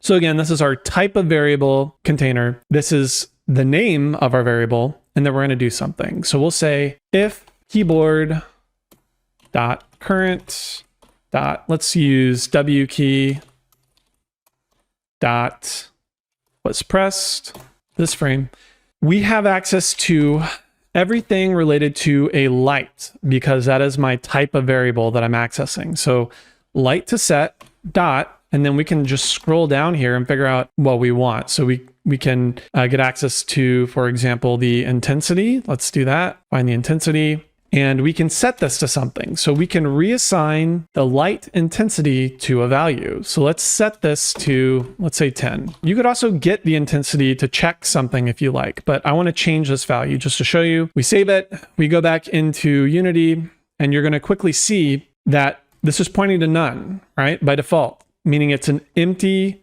reference type container. So if I hit play and I press W, we're going to get our null reference error, right? Our unassigned reference, because it is pointing to nothing. It is pointing to null. There's nothing in this container. So we can't change a light to 10 intensity because it doesn't have a light. So we need to give it a light.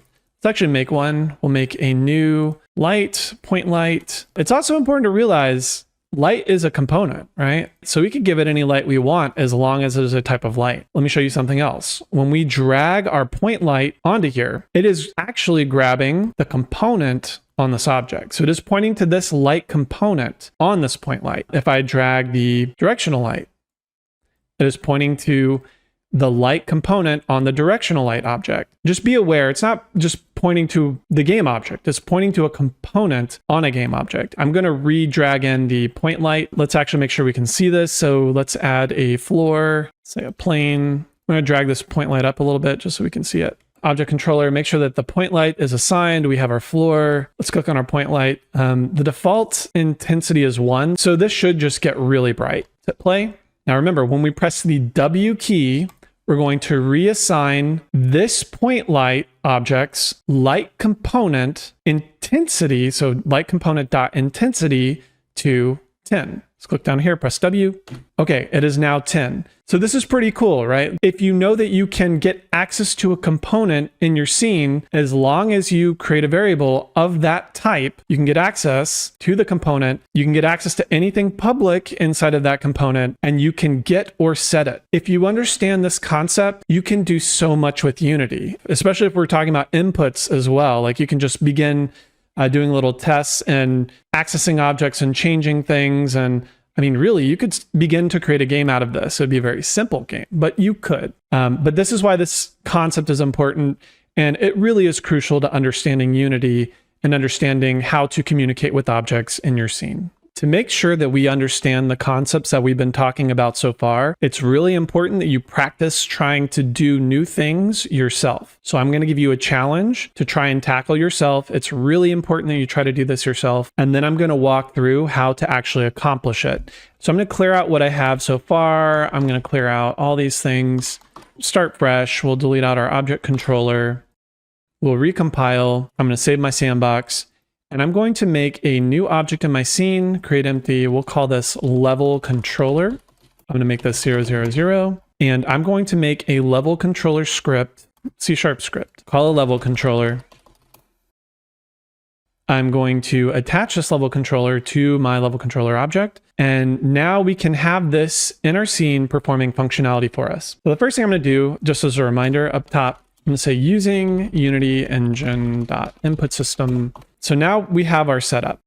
Starting from an empty script, this is what I want you to try and accomplish yourself, and then we'll walk through it. So let me open up Notepad here. This is just so I can type it out. I want you to toggle the active state of another object in the scene each time Q is pressed. This means when I press Q, I want the object to turn on if it's starting it off. And if it's on, when I press Q, I want to turn it off, meaning that each time I press Q, it should toggle between on and off. We did already look at how to use setActive to turn a game object off. So this will just be testing the current state, which you may have to look up the API to learn how to find, get whatever the active state is, and then do the opposite of that. So it's going to be a little bit of a challenge, and I think it's a good time to work through that. But every time you press the Q key, you want to turn it on if it's off and turn it off if it's on. So try and do this, give it your best shot, and then I'm going to pause the video here. And then once you're ready and you've given it a good try, then I'm going to walk through how to do it. All right, let's look at how we can accomplish this. So toggle the active state of another object in the scene each time Q is pressed. First thing we need is we need to hold on to a reference of an object in our scene. So I'm going to make a variable up top. This will be a serialized field, private game object. We'll call this object to toggle. All right. Now we need to listen for our input. So inside of update, this will be every single tick. If keyboard dot current dot Q key dot was press this frame, then I want to do something. Now I could put the code here, but I'm going to show you how to make this a little bit more complex. We're going to run a method, and I'm going to call this private void toggle object.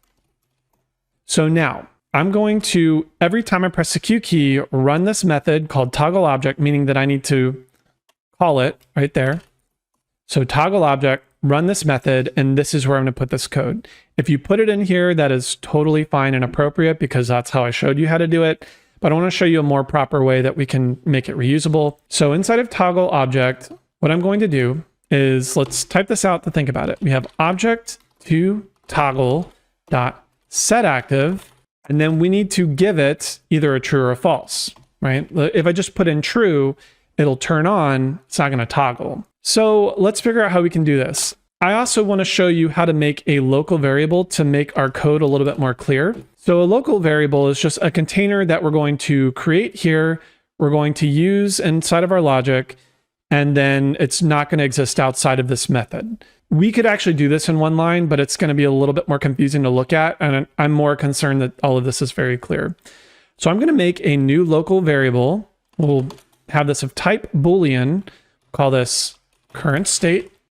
And now we need to get the current state of our object to toggle. I can get access to a lot of things as part of a game object inside of this, container. So we'll say object to toggle dot active self is actually the proper term here.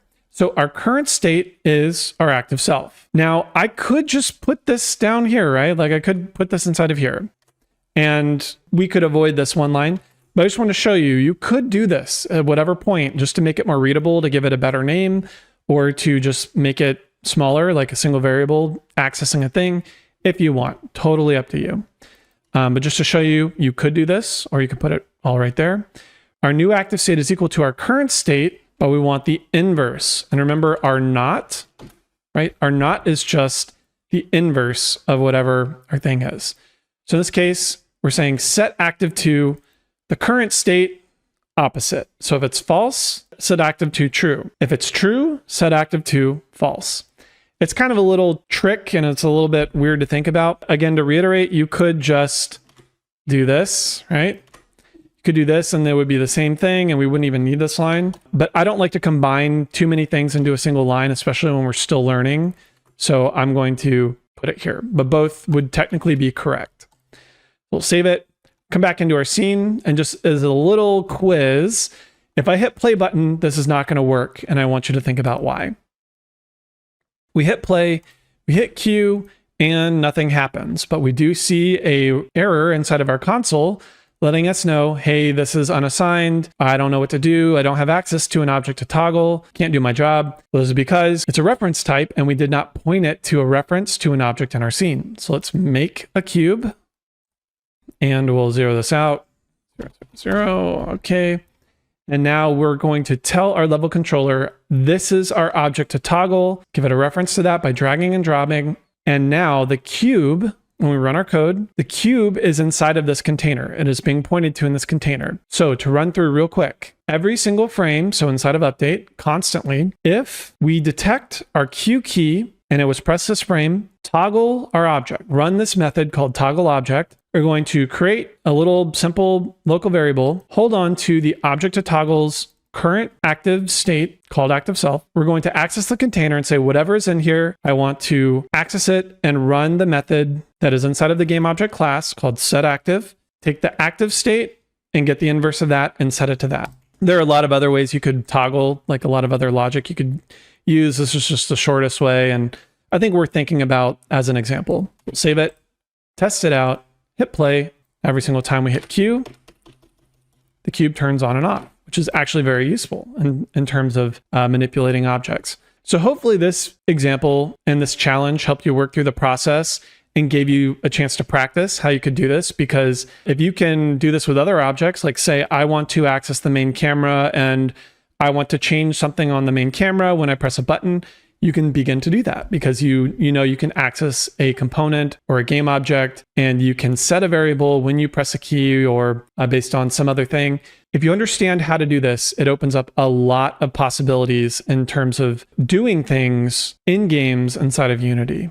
Here's another challenge to give you more practice for object communication.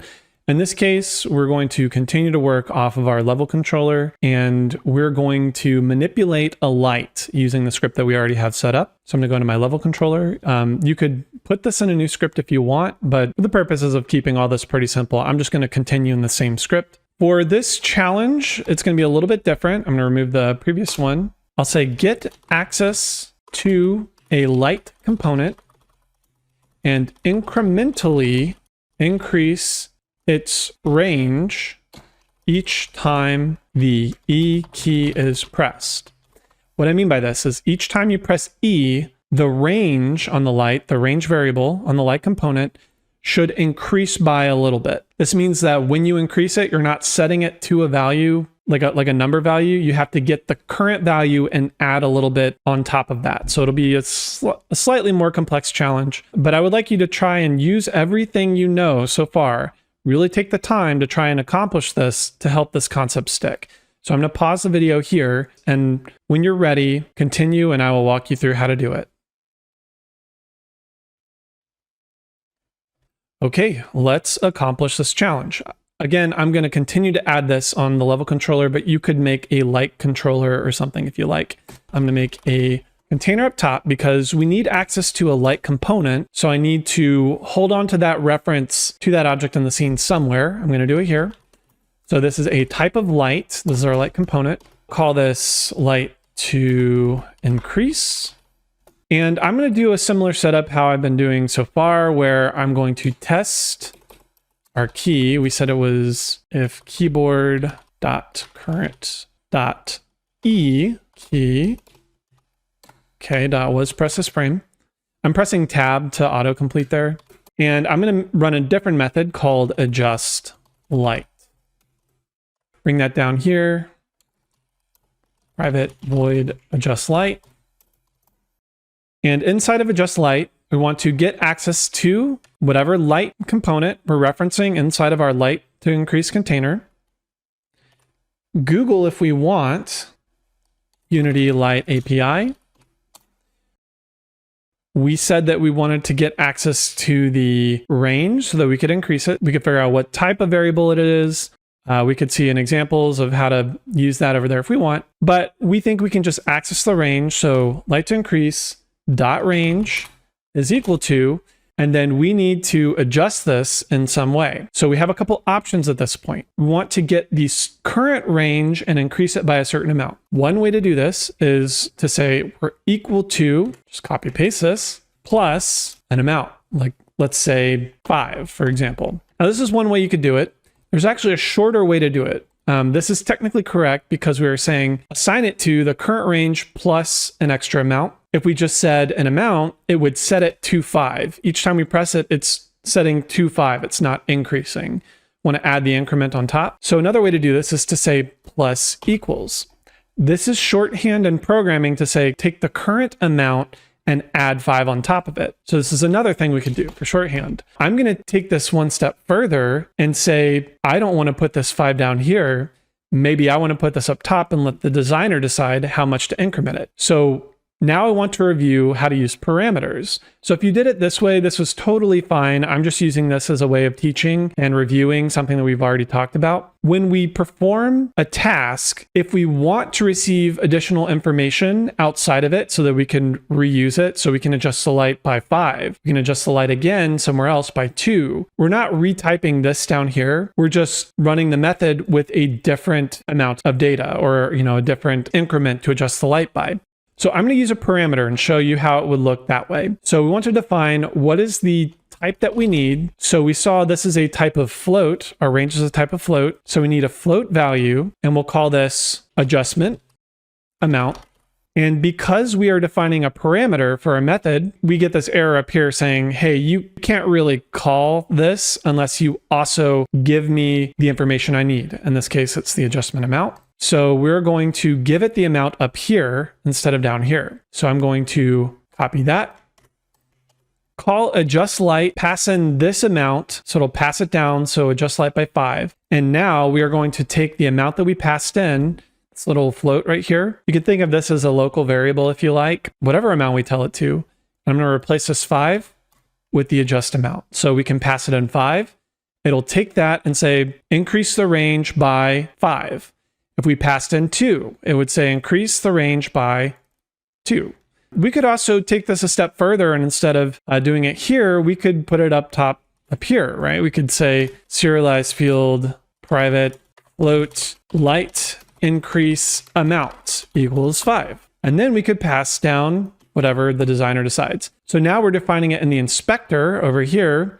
And then we're saying whatever the designer decided, pass it into the method. And then that gets passed down, and then that gets, right? It depends on how far you want to pull it out. And it's totally up to you. All of these are valid approaches. I'm going to show you this way since it's the most complex and gives me the most opportunity to explain it. But any other way that we did it up to this point is also valid and correct. Just depends on how you want to do it. So I'm going to leave it here. We'll let the designer define how much they want to increase the light amount. Technically, it's the light range. And we'll also see that we still need to define what is the light to increase in our scene. So we need to point it to a light in our scene. Let's create a point light over here. Point light. Okay, let's make our ground so that we can actually see it. Plane. Maybe we could just rename that ground 0, 0, 0. Okay, we'll pull our point light up a little bit, make that 0, 0, 0 as well. And maybe pull that outside the cube and pull that out. Okay.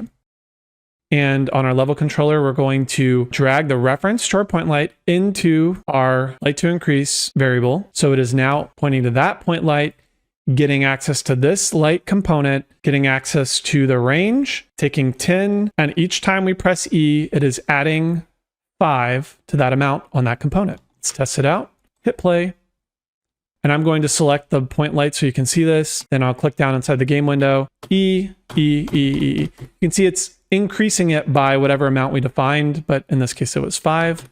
But check this out.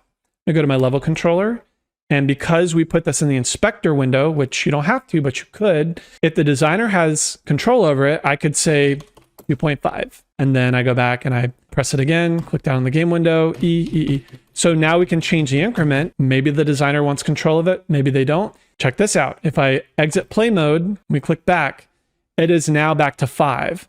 We need to make sure that if we expose it to the designer, that they're changing that value when they're not in play mode. So it's just another gotcha that I wanted to review, but hopefully this is a good review of many of the concepts that we've been talking about so far and helps you further practice how to control components inside of Unity. The last challenge I want to give to you for practice is also going to be the most complex. So I will warn you of that. It may be difficult, and it is intended to be difficult. So what I want to do is I'm going to pull my cube out just a little bit so we can see it. So I'm going to pull that out over there. And so the challenge is going to be change the color of the cube when the F key is pressed. Meaning that during play mode, when I press F, I want to see this cube's color change to something else.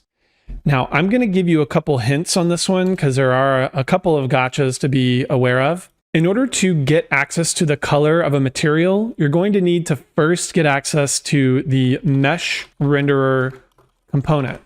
Let me show you what this looks like. On our cube, we have this mesh renderer component, and inside of our mesh renderer component is a material, and on the material is a color, right? So you're going to need to get access to a mesh renderer, get access to the material on the mesh renderer, and then get access to being able to change the color on that material. So that's going to be a pretty challenging step. Material, change color. Another thing I want to tell you is that there's actually multiple ways to change the color.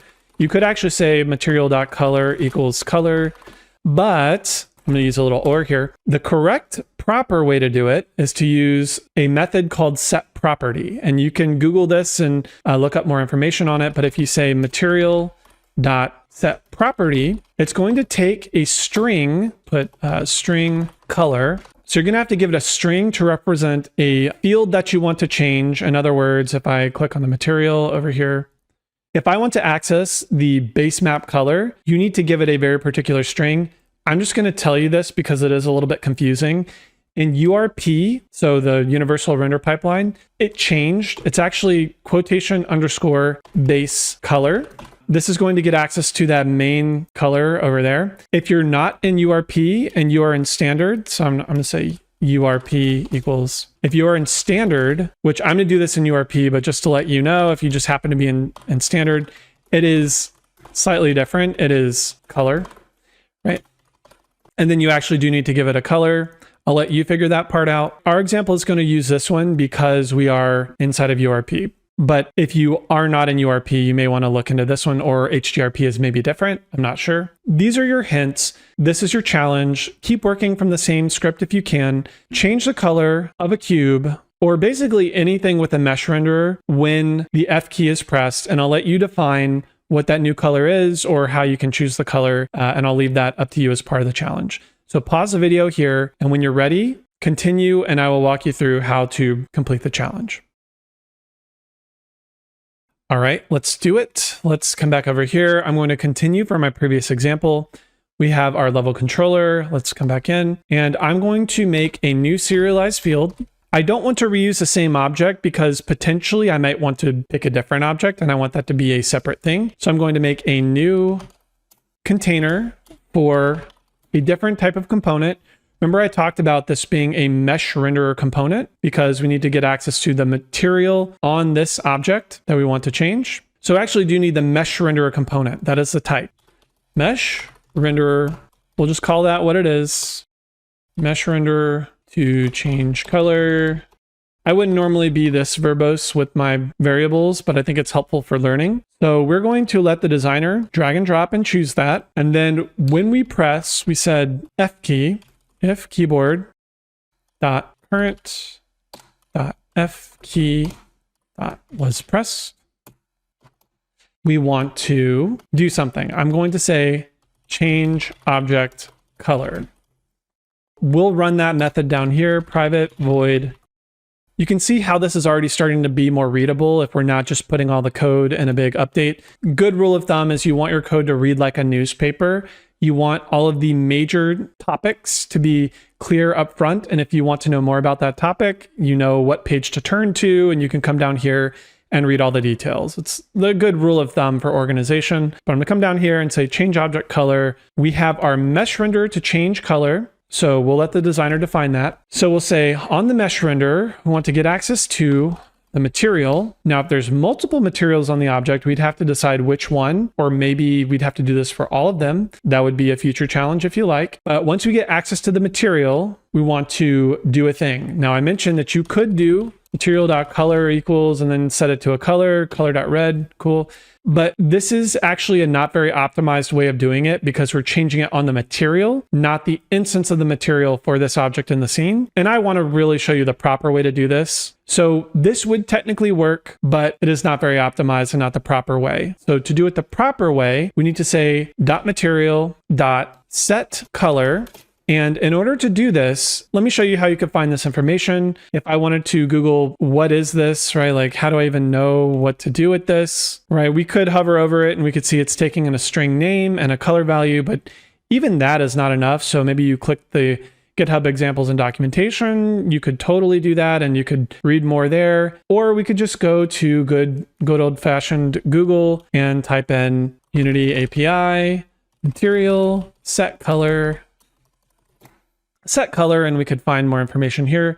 The interesting thing that I found out about this is that this doesn't work. It only works in standard, not in URP. So I wanted to give you the heads up on that. Every now and then the documentation isn't super clear. That's just part of programming, unfortunately. But this is how you would use it, right? Like you can see some examples. The difference here is instead of color, we need to use base color for URP, which is what we're using. So we're going to click here, say quotation underscore capital B base color. This is case sensitive and it is very particular. So make sure you type it in exactly or it won't work. And then we need to give it a color. Now I could just define a color here if I like. This would technically meet the challenge requirements, or you could do what we did above and pass it in color, new color, right? But that means that we need to take this and move it up, right? We need to pass in the color we want. So it can pass it in and then change it to whatever color it receives. Again, you can think of this as asking an object to do something, but that object would ask a question back and say, hey, I can do that, but you need to give me more information. So I need to give that object information on how to accomplish this task. It would say, well, what color do you want me to change the object to? So now it's up to me to decide what color. And we'll pass it in. And if we want to do it here, that is totally fine. Or if we want to pass it up here into a variable, we could do that as well. So let's say serialized field, private, type of color, and we'll say new color. And so now we want to use that variable that the designer can decide right here.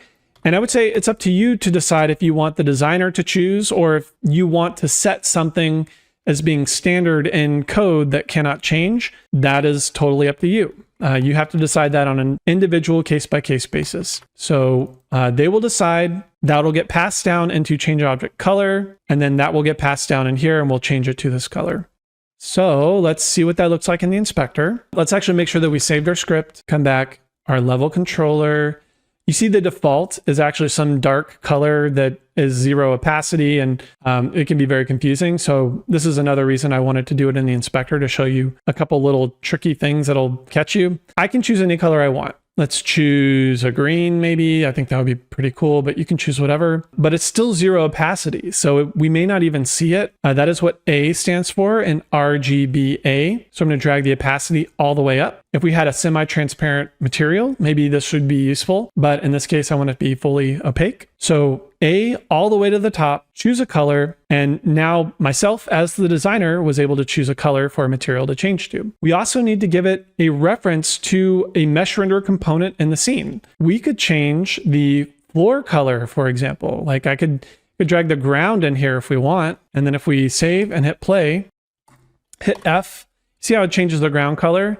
That's pretty cool. I just wanted to show you that you could do it, but really I'm going to drag in the cube and say, this is the mesh renderer component I want to affect. It's going to get the material on that mesh renderer.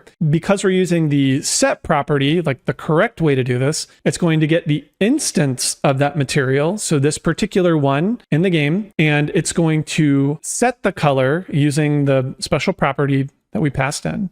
Set the color to the new color we defined and change that at runtime. So it's hit play. We're looking for the cube. And if we click down here, we press F, we're changing the color of the cube to a new material. The whole point of me giving you these challenges is so that you get a chance to work through how you might communicate to code and write your own code and figure that out on your own. And then I can show you a couple of different options for how you can do that. It's practice. It gets you used to speaking to a computer. It's speaking the language of code, and no one's going to, learn how to speak a new language instantly, right? Like it takes practice. You just have to try new things. Try speaking new sentences and new commands to other objects. Just practice. See if you can do a thing. See if you can change the ground's mesh filter mesh to a different mesh. See if you can toggle the collider on and off, like just anything you can think of. That would be a good way to practice your communication skills until you get very comfortable speaking sentences inside of code, and then you can, build up that skill set over time. The whole point of me walking you through exactly what is happening, like what component is talking to what component, is to really build in your mind visually what is happening, so that when you look at code, you can visualize what exactly is happening as you go top to bottom. So you should, at some point, get used to reading code and thinking, oh, well, this is referencing a component in my scene. And if I select it, I can see we are calling a method to adjust the light. We are receiving a new light adjustment, and we are accessing this component's variable and changing a value on that variable. It just takes practice. But I hope that these challenges and these examples and walking through it step by step, even though it takes a long time and it seems like a lot of review, if you understand the fundamentals, you can use tutorials as a reference point and build out your own things from there. If you don't understand fundamentals, you can only do what the tutorial shows you, right? The whole point is to understand how to speak the language of programming so you can begin to do new things and to make anything you want to happen in the game to happen.